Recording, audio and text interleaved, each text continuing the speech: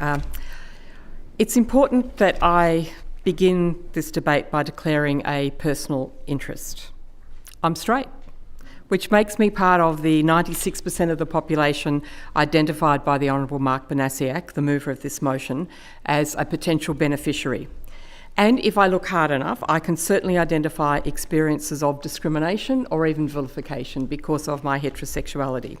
I have certainly been called a breeder more than once, and no one presented me with a rainbow or any other type of lanyard identifying my sexuality when I entered this place.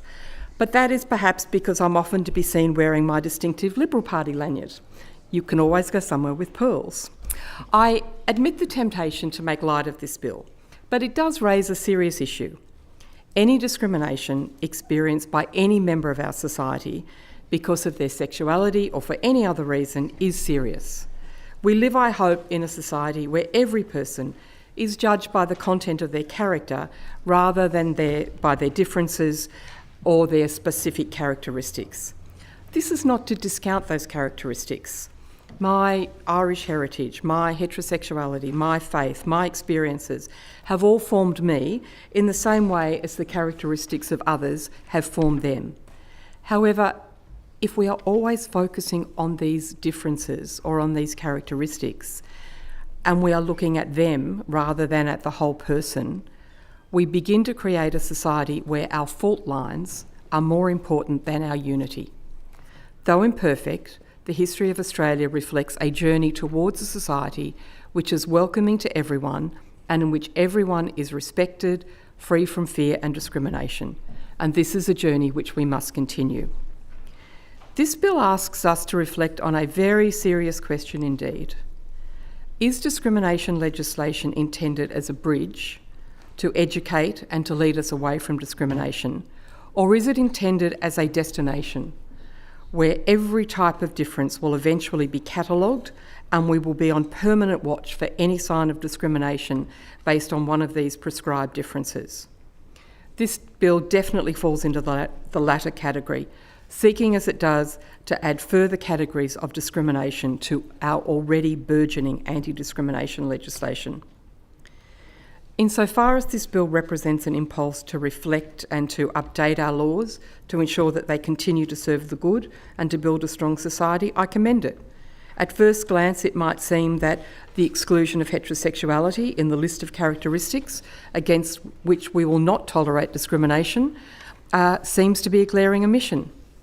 However, perhaps the fundamental issue with this bill is that it will inevitably lead to a more focus on discrimination, and in that it is self-defeating. It continues and sharpens the focus on our differences.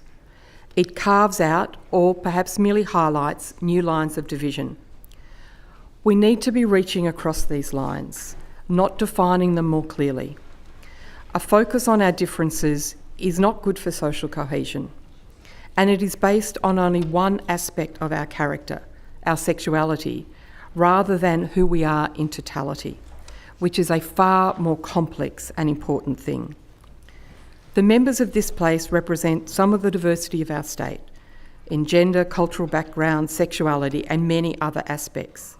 Yet we are divided not by these aspects of our personality, but by our beliefs and our approaches to solving the problems of our society. We are united, I know, by our shared concern and our love for this state, as well as our belief in working towards its betterment. I say this as a lawyer. Law is not the panacea for everything, and I do not think that the solution to the concerns of the Honourable Member are to be found by adding more lines of division to the Anti-Discrimination Act. This is doubly true given the review which is currently ongoing into this Act and its operation. There is a natural impulse in our hearts to see something different in another and to react with fear and hate. I paraphrased Martin Luther King Jr. earlier, and as a man who is no stranger to the evils of discrimination, he has perhaps the best solution to the concerns which have been raised. And he says, "Returning hate for hate multiplies hate, adding deeper darkness to a night already devoid of stars. Darkness cannot drive out darkness. Only light can do that. Hate cannot drive out hate. Only love can do that.